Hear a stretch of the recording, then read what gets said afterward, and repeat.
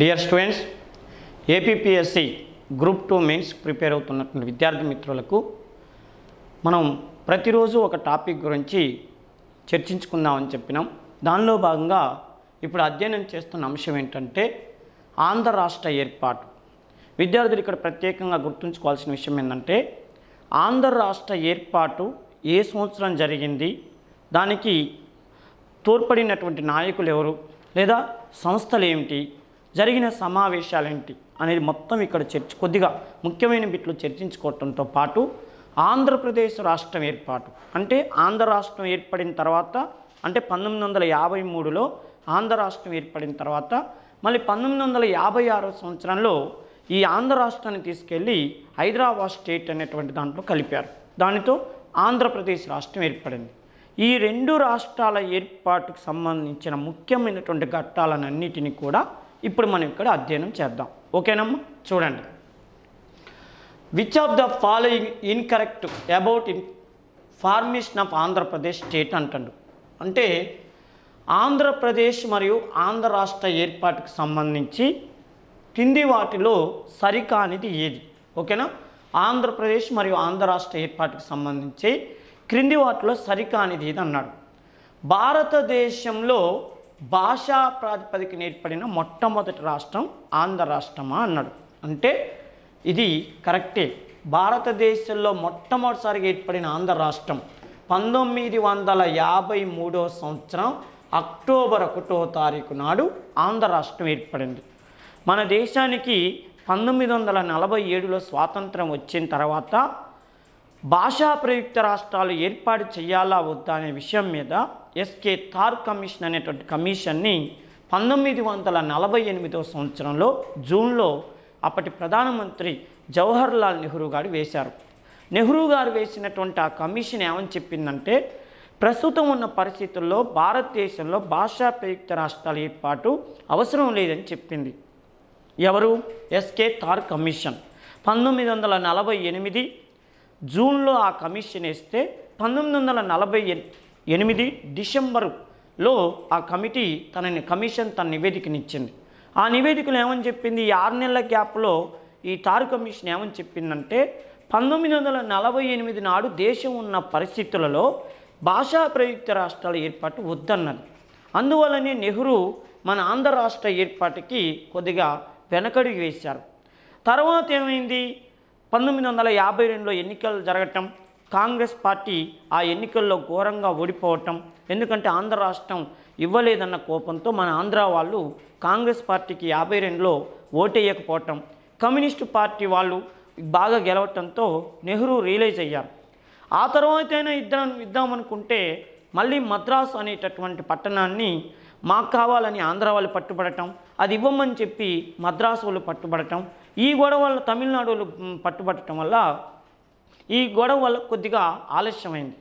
పొట్టి శ్రీరాములు నిరాహార దీక్ష చేసిన తర్వాత ఆయన స్వర్గస్థులయ్యాక 1953 సంవత్సరం అక్టోబర్ 1వ తారీఖు నాడు ఆంధ్ర రాష్ట్రం ఏర్పడింది. అంటే చూడండి, దేశానికి స్వాతంత్రం వచ్చిన తర్వాత ఒకే భాష మాట్లాడేటటువంటి వాళ్ళందరినీ కలిపి ఏర్పాటు చేసిన మొట్టమొదటి రాష్ట్రం ఆంధ్ర రాష్ట్రం కాబట్టి దీనిని మొట్టమొదటి భాషా ప్రయుక్త రాష్ట్రంగా చెప్తారు.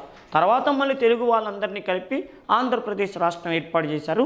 అది మనం సందర్భం వచ్చినప్పుడు చెప్పుకుందాం. నెక్స్ట్ చూడండి, 1953లో మద్రాస్ ప్రెసిడెన్సీ నుంచే ఆంధ్ర రాష్ట్రం ఏర్పడిందా అన్నాడు.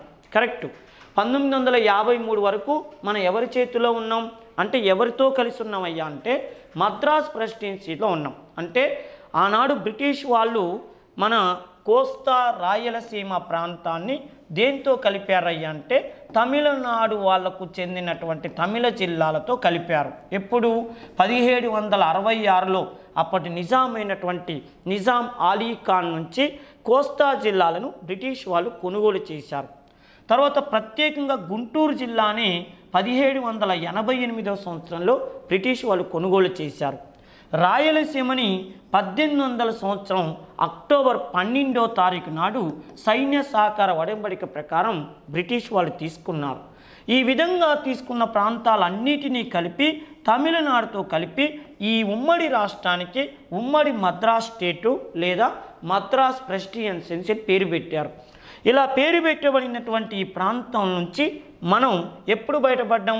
1953 అక్టోబర్ 1వ తారీఖు నాడు బయటపడ్డాం. అంటే చూడండి, తమిళనాడు వాళ్ళ దగ్గర నుంచి ఒక విధంగా స్వతంత్రాన్ని సంపాదించుకున్న రోజు 1953 అక్టోబర్ 1వ తారీఖు. అంటే ఈ మద్రాస్ ప్రెసిడెన్సీగా ఉన్న ఆంధ్ర వాళ్ళు 1953 సంవత్సరం అక్టోబర్ 1వ తారీఖు నాడు ఆంధ్రోద్యమం, ఆంధ్రాకి సపరేట్ స్టేట్ రావాలని చెప్పి 1903 నుంచి ఉద్యమం చేస్తుంటే అది సక్సెస్ అయింది 1953 అక్టోబర్ 1. ఆ సందర్భంగా మనం వీళ్ళ నుంచి విడిపోయాం. ఓకేనా?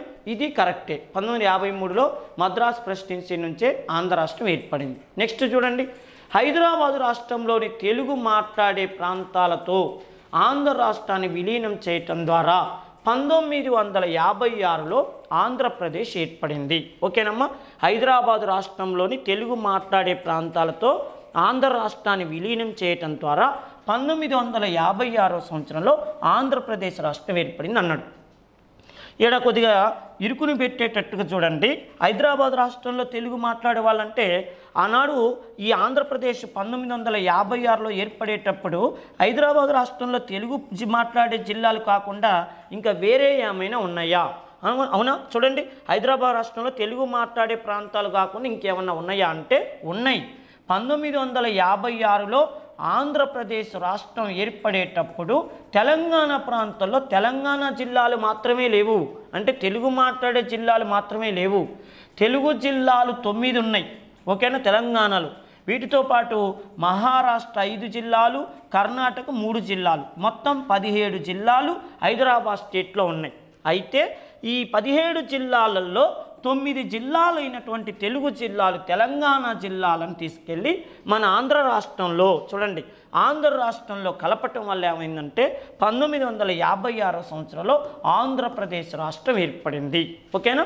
9 జిల్లాలైన హైదరాబాద్ స్టేట్, తెలంగాణ జిల్లాలను తీసుకెళ్ళి ఆంధ్ర రాష్ట్రంలో కలపటం వల్ల ఆంధ్రప్రదేశ్ రాష్ట్రం ఏర్పడింది. అంటే ఇది కూడా కరెక్టే. చూడండి, హైదరాబాద్ రాష్ట్రంలోని తెలుగు మాట్లాడే ప్రాంతాలతో ఆంధ్ర రాష్ట్రాన్ని విలీనం చేయటం ద్వారా 1956లో ఆంధ్రప్రదేశ్ రాష్ట్రం ఏర్పడింది. ఇవన్నీ కూడా కరెక్టే. ఓకేనమ్మా? ఆంధ్రప్రదేశ్ మళ్ళీ చెప్తున్నాను చూడండి, ఆంధ్రప్రదేశ్ మరియు ఆంధ్ర రాష్ట్ర ఏర్పాటుకు సంబంధించి క్రింది వాటిలో సరికానిది ఏదన్నాడు? అన్నీ సరైనవి. అంటే నన్ ఆఫ్ దీస్ అని పెట్టుకోవాలి. చూడండి, భారతదేశంలో భాషా ప్రాతిపదికన ఏర్పడిన మొట్టమొదటి రాష్ట్రం ఆంధ్ర రాష్ట్రం. 1953లో మద్రాస్ ప్రెసిడెన్సీ నుంచి ఆంధ్ర రాష్ట్రం ఏర్పడింది. హైదరాబాద్ రాష్ట్రంలోని తెలుగు మాట్లాడే ప్రాంతాలతో ఆంధ్ర రాష్ట్రాన్ని విలీనం చేయటం ద్వారా 1956 సంవత్సరంలో ఆంధ్రప్రదేశ్ రాష్ట్రం ఏర్పడింది. ఓకేనా? ఇది పరిస్థితి. నెక్స్ట్ చూడండి, ఆంధ్ర రాష్ట్ర రాజధాని ఇది అన్నాడు.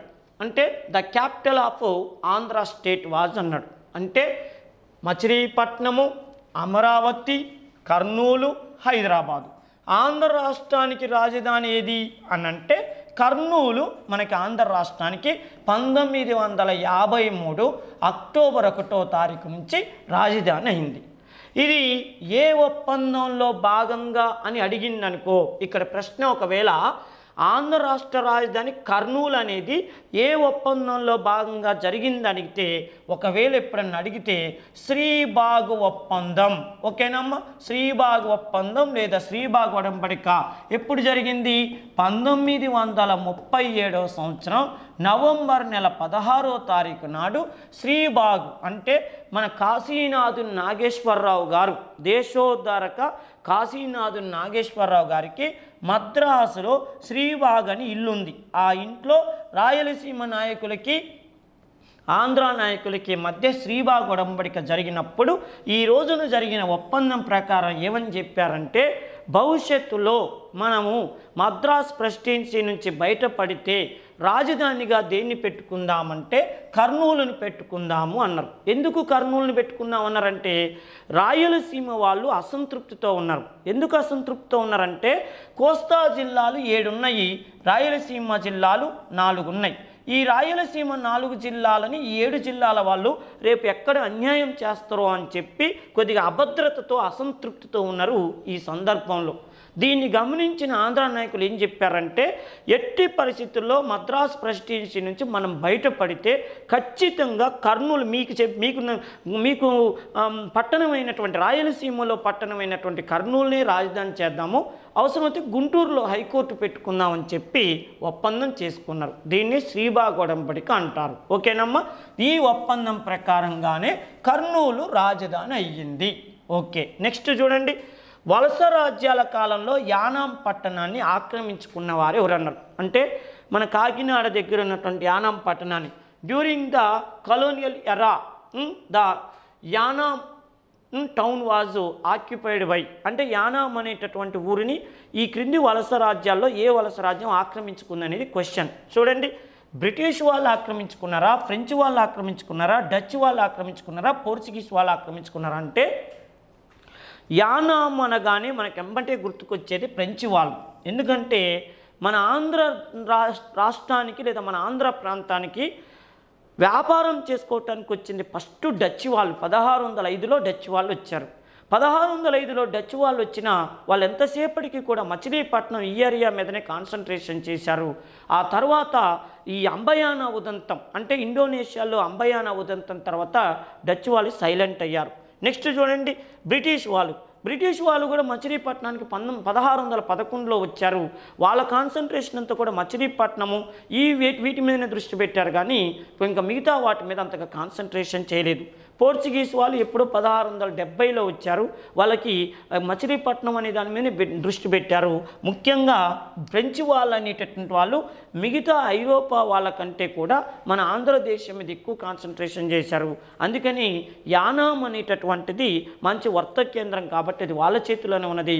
ఇంకొక ముఖ్యమైన విషయం ఏంటంటే ఫ్రెంచ్ వాళ్ళు పూర్తిగా ఎప్పుడు 1760వ సంవత్సరంలో వాందీవాసి యుద్ధ ఫలితంగా ఫ్రెంచ్ వాళ్ళు పూర్తిగా ఇంగ్లీష్ వాళ్ళ చేతిలో కర్ణాటక యుద్ధాల ఫలితంగా ఓడిపోయినప్పటికీ కూడా యానాం ఒకటి, కరైకాల్ ఒకటి, మాహే ఒకటి, పాండిచ్చేరి ఒకటి. ఓకేనమ్మా, యానాము మనం ఇప్పుడు చెప్పుకుంటున్న యానాం కానీ కరైకాల్ ఒకటి, మాహే ఒకటి, పాండిచ్చేరి ఒకటి, ఇవన్నీ కూడా చివరి వరకు కూడా ఫ్రెంచ్ వాళ్ళు తమ ఆధీనంలో పెట్టుకున్నారు.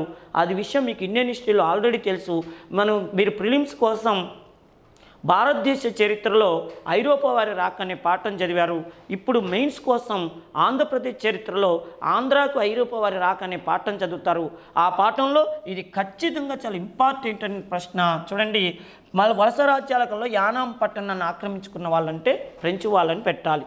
నెక్స్ట్ విషయం ఏంటంటే 1912వ సంవత్సరంలో సర్కార్ దత్త మండలాలు తెలంగాణ జిల్లాలను ఓకేనా 1912లో సర్కారు దత్త మండలాలు తెలంగాణ జిల్లాలను కలిపి ఆంధ్రప్రదేశ్ పటాన్ని తయారు చేసినటువంటి వారు ఎవరు అన్నారు అంటే చూడండి, who prepared the map of Andhra Pradesh in 1912 by combining government Datta మండలాస్ and Telangana districts అన్నాడు.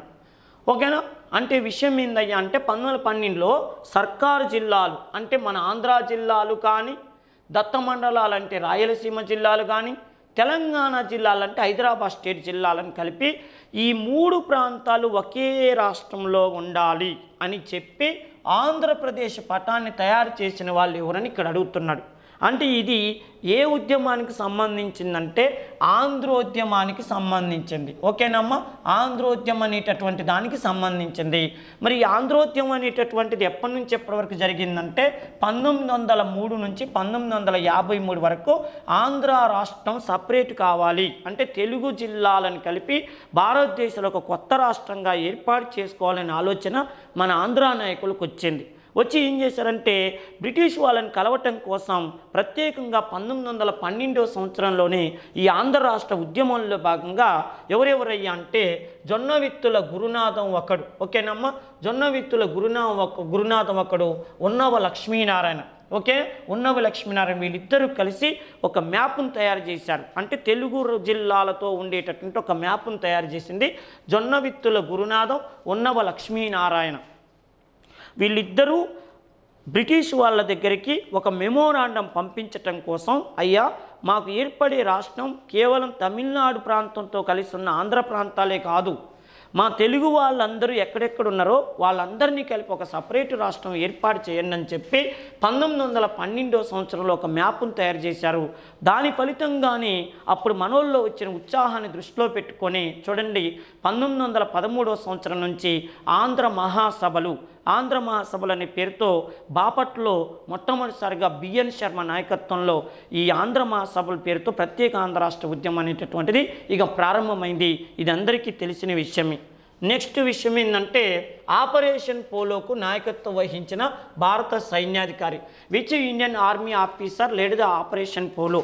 ఇది పర్టికులర్గా మన ఆంధ్ర రాష్ట్ర ఉద్యమానికి సంబంధించిన బిట్టు కానప్పటికీ ఆంధ్ర రాష్ట్రం అనేటటువంటిది హైదరాబాద్ స్టేట్లో విలీనం అయింది కాబట్టే 1956 సంవత్సరంలో ఆంధ్రప్రదేశ్ రాష్ట్రం ఏర్పడినప్పుడు ఆ తెలుగు వాళ్ళు కూడా మన తెలుగు వాళ్ళతో ఆంధ్ర తెలుగు వాళ్ళతో కలిసిపోయారు కాబట్టి రేపు ఆ టైప్లో కూడా మన ఇక్కడ క్వశ్చన్స్ అడగటానికి అవకాశం ఉంటుంది. అంటే గ్రూప్ 2లో ఎంతసేపటికి కూడా ఇప్పుడు గ్రూప్ 2 ప్రిపేర్ అవుతున్న పిల్లవాడు ఆంధ్ర రాష్ట్రానికి సంబంధించిన చరిత్ర మాత్రమే చదవకూడదు. కొద్దిగా తెలంగాణకు సంబంధించిన చరిత్ర, తెలంగాణలో ఆనాడు మన ఆంధ్ర రాష్ట్ర ఉద్యమాలు జరుగుతున్నప్పుడు వాళ్ళ ప్రాంతంలో ఏం జరిగినాయి కూడా మనం గుర్తుపెట్టుకోవాలి. అంటే నిజాం నవాబుల కాలంలో తెలంగాణ సాయుధ పోరాటం కానీ, నిజాం నవాబుల కాలంలో జరిగినటువంటి ఆపరేషన్ పోలో కానీ, చౌదరి ప్రభుత్వం కానీ, వెల్లోడి ప్రభుత్వం కానీ, బూర్గుల రామకృష్ణారావు ప్రభుత్వం కానీ, ఇలాంటి వాటన్నిటి మీద కూడా మనం దృష్టి పెట్టాలి. ఎందుకంటే మన ఆంధ్ర రాష్ట్రం ఏర్పడిన తర్వాత మళ్ళీ ఆ తెలుగు రాష్ట్రాలతో ఆంధ్రప్రదేశ్ రాష్ట్రం ఏర్పడేటప్పుడు ఏమేమి కమిటీలు ఏర్పడ్డాయి, ఏమేమి కమిషన్లు ఏర్పడ్డాయి, కేంద్ర ప్రభుత్వం ఏ సమావేశాలు ఏర్పాటు చేసిందనేది మనం తెలుసుకోవాలి. ఎందుకంటే రేపు ఎగ్జామ్లో మన బిట్లు అడగరు, వాళ్ళ బిట్లు కూడా మన బిట్లతో కలిపి అడుగుతారు. కాబట్టి సంపూర్ణమైనటువంటి నాలెడ్జ్తో ఎగ్జామ్కి వెళితే వాళ్ళు ఏ టైప్లో క్వశ్చన్ అడిగినా కూడా మనం సమాధానం చెప్పడానికి సిద్ధంగా ఉండవచ్చు. ఇప్పుడు చూడండి, ఇది తెలంగాణ వాళ్ళ బిట్టు, అలానే మనం ఈ బిట్టుని పక్కన పెడితే రేపు ఇదే బిట్టు రేపు అడగొచ్చు. చూడండి, ఆపరేషన్ పోలోకి నాయకత్వం వహించిన భారత సైన్యాధికారి ఉన్నారు. అసలు ఆపరేషన్ పోలో ఎందుకు వచ్చింది ఏందనే విషయం చూస్తే మన భారతదేశానికి 1947వ సంవత్సరంలో స్వాతంత్రం వచ్చింది.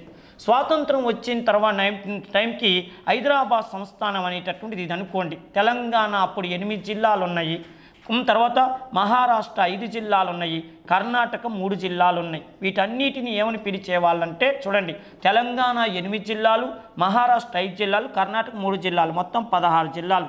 ఈ 16 జిల్లాలు ఉన్న ప్రాంతాన్ని మొత్తాన్ని ఏమని పిలిచేవాళ్ళంటే నిజాం సంస్థానం అనే పేరుతో పిలిచేవాళ్ళు. నిజాం సంస్థానం. ఈ నిజాం సంస్థానాన్ని ఆనాడు అంటే దేశానికి స్వాతంత్రం వచ్చిన 47 టైంలో నిజాం సంస్థానంలో ఉన్న 16 జిల్లాలకి అప్పుడు చక్రవర్తి ఎవరయ్యంటే 7వ నిజాం అయినటువంటి మీర్ ఉస్మాన్ అలీ ఖాన్ అనేటువంటి వాడు ఇక్కడ చక్రవర్తిగా పనిచేస్తున్నాడు. ఈ మీర్ ఉస్మాన్ అలీ ఖాన్ ఏమంటాడంటే భారతదేశంతో నాకు ఎలాంటి సంబంధం లేదు, బ్రిటిష్ వాళ్ళు 1940లో దేశానికి మాత్రమే స్వాతంత్రం ఇచ్చారు, కానీ నా హైదరాబాద్ సంస్థానానికి మాత్రం, నా నిజాం సంస్థానానికి మాత్రం ఎలాంటి స్వతంత్రం లేదు. ఎందుకంటే భారతదేశం అనేది ఒక దేశం, నా హైదరాబాద్ సంస్థానం అనేది ఒక దేశం. భారతదేశానికి సపరేట్ కరెన్సీ ఉంది, నా హైదరాబాద్ సంస్థానానికి సపరేట్ కరెన్సీ ఉంది.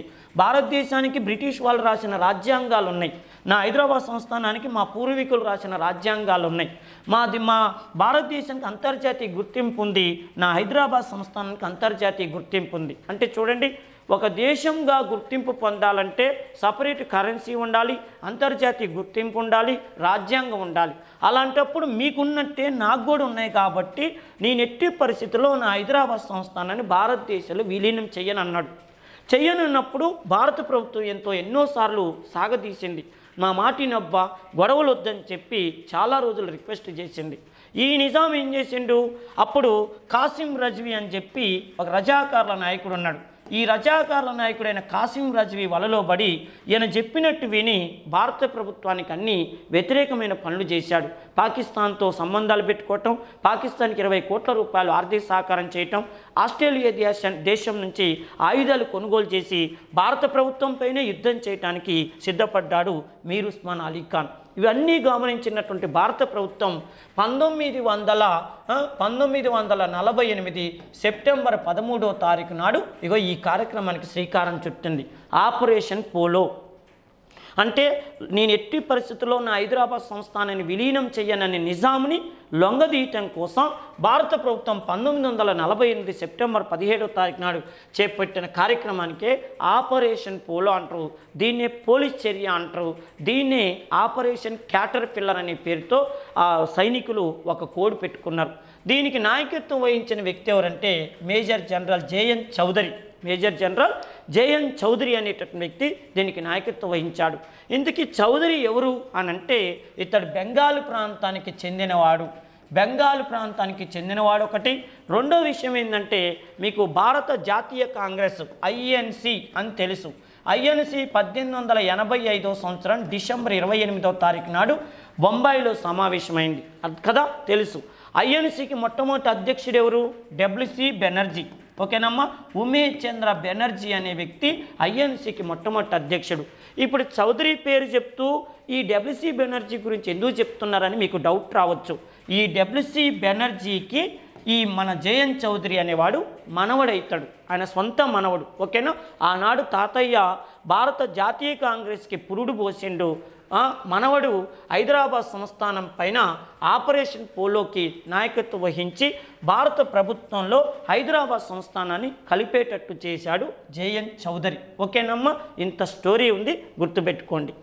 నెక్స్ట్ విషయం ఏంటంటే which offer was appointed, which officer was appointed as the chief minister after removing the military rule Hyderabad state in 1956. అంటే 1952వ సంవత్సరంలో హైదరాబాద్ రాష్ట్రంలో మిలిటరీ పాలన తొలగించిన తర్వాత ముఖ్యమంత్రిగా నియమించబడిన అధికారి ఎవరు అన్నాడు. అంటే ఇప్పుడే ఇక్కడ మనం చూసినాం చూడండి, జేఎన్ చౌదరి దీనికి నాయకత్వం వహించాడు. దేనికి? ఆపరేషన్ పోలోకి. ఆపరేషన్ పోలోకి జేఎన్ చౌదరి నాయకత్వం వహించిన తర్వాత ఎప్పుడు 1948 సెప్టెంబర్ 13వ తారీఖు నాడు ఈయన ఆపరేషన్ పోలోకి నాయకత్వం వహిస్తే 1948 సెప్టెంబర్ 17వ తారీఖు నాడు నిజాం లొంగిపోయాడు. నిజాం లొంగిపోయి తన హైదరాబాద్ సంస్థానాన్ని భారతదేశంలో కలిపితే భారత ప్రభుత్వం అంటే నెహ్రూ గారు కానీ సర్దార్ వల్లభాయ్ పటేల్ అప్పుడు హోమ్ మినిస్టర్ వీళ్ళిద్దరు ఏం చేశారంటే చౌదరిని కొద్ది రోజుల పాటు హైదరాబాదులో పరిపాలకుడిగా ఉండవన్నారు. జేఎన్ చౌదరి టాలెంట్ని గుర్తించిన భారత ప్రభుత్వం చౌదరిని హైదరాబాదులో కొన్ని రోజులు మిలిటరీ పాలన చేయమని చెప్పారు. ఎందుకు మిలిటరీ పాలన చేయమన్నారంటే రజాకారుల నుంచి ప్రజల్ని కాపాడటం కోసం మిలిటరీ పాలన చేయమన్నారు. ఈయన ప్రభుత్వం 1948 సెప్టెంబర్ 18వ తారీఖు నుంచి 1949 డిసెంబర్ 31వ తారీఖు వరకు నడిచింది. ఓకేనా, చౌదరి పాలన హైదరాబాదులో 1948 సెప్టెంబర్ 18వ తారీఖు నుంచి 1949 డిసెంబర్ 31 వరకు నడిచింది. ఈ ప్రభుత్వాన్ని మిలిటరీ పాలన అని అంటారు, దీన్నే సైనిక పాలన అంటారు. ఈ ప్రభుత్వాన్ని తీసేసి ఏర్పడిన ప్రభుత్వాన్ని ఎంకే వెల్లోడి పాలన అంటారు.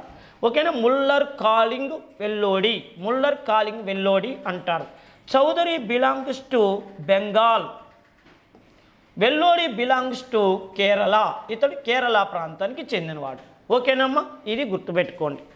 నెక్స్ట్ చూడండి, who was the first elected chief minister of Hyderabad state.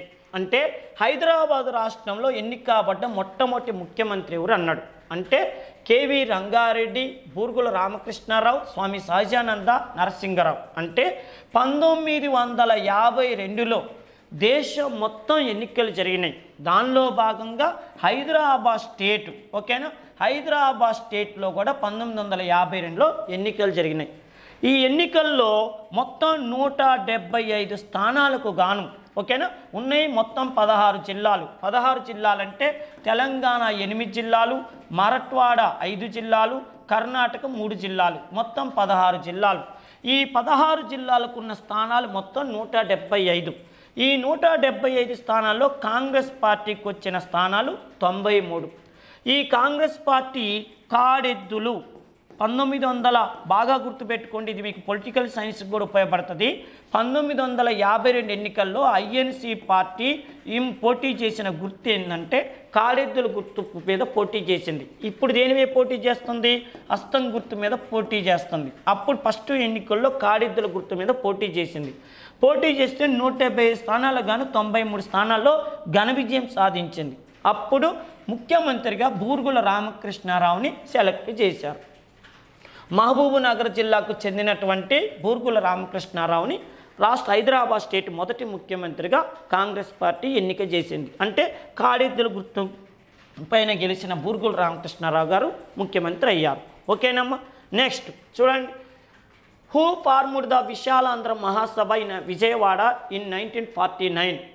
1949వ సంవత్సరంలో విజయవాడ కేంద్రంగా విశాలాంధ్ర మహాసభను ఏర్పరిచిన వారు ఎవరు అన్నారు. అసలు విశాలాంధ్ర మహాసభ ఏంది అని అంటే, మన తెలుగు వాళ్ళందరూ కూడా ఒక రాష్ట్రంగా ఉంటే బాగుంటుందనే ఆలోచన గతంలో చాలామందికి వచ్చింది. అంటే 1903 సంవత్సరంలో విశాలాంధ్ర అంటే 1903లో ఆంధ్ర మహాసభల ఆంధ్రోద్యమం 1903లో ఆంధ్రోద్యమం స్టార్ట్ అయినప్పటి నుంచి తెలుగు జాతి మొత్తాన్ని ఏకం చేయాలన్న ఆలోచన వచ్చింది. ముఖ్యంగా 1913లో ఆంధ్ర మహాసభలు ఏర్పడిన తర్వాత ఇంకా ఆలోచన పెరిగింది.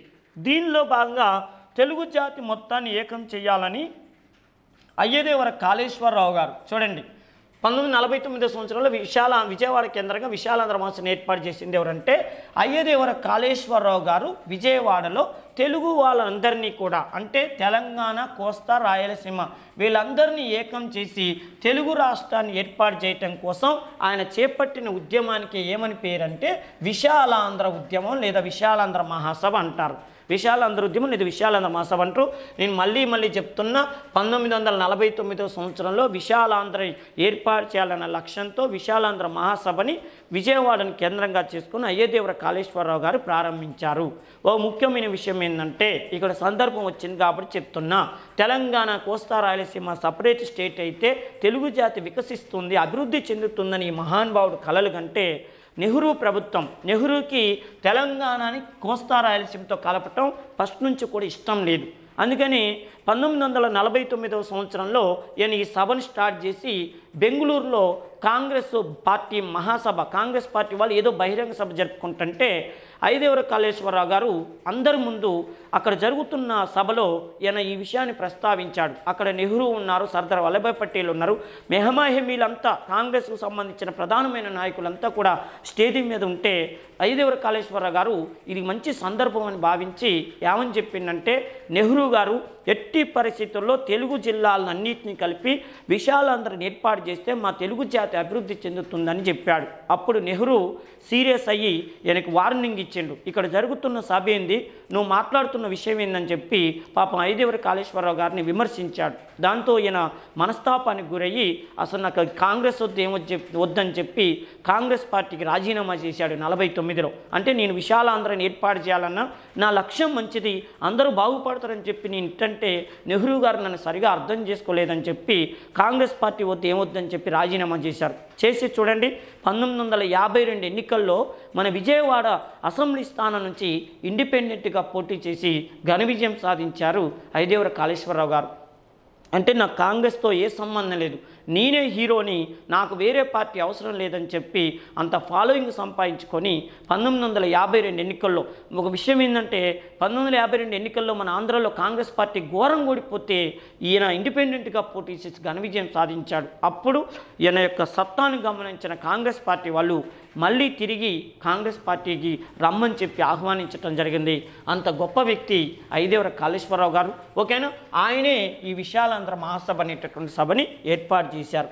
నెక్స్ట్ చూడండి 1950వ సంవత్సరంలో విశాలాంధ్ర మొదటి మహాసభ అంటే అయ్యదేవర కాళేశ్వరరావు గారు పెట్టిన విశాలాంధ్ర మహాసభకి అక్కడక్కడ సమావేశాలు జరపడం కోసం కొంతమంది వ్యక్తులు పూనుకున్నారు, కంకణం కట్టుకున్నారు. మరి అలాంటి మహాసభలు మొత్తం ఎన్ని జరిగినాయి, మొదటి మహాసభ ఎప్పుడు జరిగిందని అడుగుతుండ్రు. చూడండి 1950లో విశాలాంధ్ర మహాసభ ఎక్కడ జరిగిందని అడిగిండు. Where was the first anniversary of Vishalandhra Sabha held in the year 1950 అన్నాడు. 1950లో విశాలాంధ్ర మహాసభ మొట్టమొదటిసారి ఎక్కడ జరిగిందంటే వరంగల్లో హయగ్రీవాచారి ఓకేనా. కాంగ్రెస్ నాయకుడైనటువంటి హైగ్రీవాచారి నాయకత్వంలో ఈ విశాలాంధ్ర మహాసభ జరిగింది. ఇవి మొత్తం ఎన్ని జరిగినాయి అంటే విశాలాంధ్ర మహాసభలు 2 జరిగినాయి. ఓకేనమ్మా, 2 మహాసభలు 50లో ఒకటి జరిగింది, 54లో ఒకటి జరిగింది. నెక్స్ట్ చూడండి, హూ అపోజ్డ్ విశాలాంధ్ర ఫార్మేషన్. విశాలాంధ్రని ఏర్పాటు చేయాలని చెప్పి కాంగ్రెస్ వాళ్ళు, కమ్యూనిస్ట్ వాళ్ళు అందరూ ప్రయత్నం చేస్తుంటే ఎట్టి పరిస్థితుల్లో తెలంగాణను కోస్తా రాయలసీమతో కలపొద్దు, తెలంగాణ సపరేట్గా ఉండాలి, మాకు విశాలాంధ్ర అవసరం లేదని చెప్పి ఈ క్రింది వారిలో ఎవరు వ్యతిరేకించారయ్యా అంటే బూర్గుల రామకృష్ణారావు, కేవీ రంగారెడ్డి, స్వామి సహజానంద, పుచ్చలపల్లి సుందరయ్య అంటే కేవీ రంగారెడ్డి, కొండా వెంకటరంగారెడ్డి, రంగారెడ్డి జిల్లాకు చెందిన కేవీ రంగారెడ్డి. ఈయన అప్పుడు హైదరాబాద్ జిల్లా అనుకోండి, ఇంకా రంగారెడ్డి ఏర్పడలేదు. హైదరాబాద్ జిల్లాకు చెందినటువంటి రంగారెడ్డి ఎట్టి పరిస్థితిలో మా తెలంగాణ సపరేట్గానే ఉండాలి, కోస్తా రాయలసీమతో కలవటానికి వీలు లేదని చెప్పి ఫస్ట్ నుంచి కూడా విశాలాంధ్ర ఉద్యమానికి వ్యతిరేకంగా వ్యవహరించిన వ్యక్తి ఇతని మేనల్లుడైనటువంటి మర్రి చెన్నారెడ్డి. ఇకపోతే బూర్గుల రామకృష్ణారావుకి విశాలాంధ్ర అంటే ఇష్టమే, పుచ్చలపల్లి సుందరయ్య కమ్యూనిస్ట్ నాయకుడికి విశాలాంధ్ర అంటే ఇష్టమే. ఆయనకు అసలు విశాలాంధ్ర అనే పేరు ఇష్టం కాబట్టి చూడండి 1952లో విశాలాంధ్ర అని ఒక పత్రికను కూడా పెట్టిండు. మన విజయవాడలో విశాలాంధ్ర అని పత్రిక పెట్టిండు. అంటే ఈయనకి విశాలాంధ్ర అంటే ఇష్టం ఉంది కాబట్టి 1952లో విశాలాంధ్ర అని పత్రిక పెట్టిండు. అంతేకాదు ఈయన పుస్తకం కూడా రాసిండు, విశాలాంధ్రలో ప్రజారాజ్యం అని చెప్పి ఓ పుస్తకం కూడా రాసిండు. అంటే ఈయనకి ఫస్ట్ నుంచి కూడా విశాలాంధ్ర అంటే ఇష్టమే. బూర్గుల రామకృష్ణారావు కూడా ఇష్టమే. ఇక్కడ సహజానందకు అసలు సంబంధమే లేదు, ఇది వేరే ఈ ఉద్యమానికి సంబంధించిన వ్యక్తి కాదేనా. కేవీ రంగారెడ్డికి విశాలాంధ్ర అంటే ఇష్టం లేదు. ఓకేనమ్మా.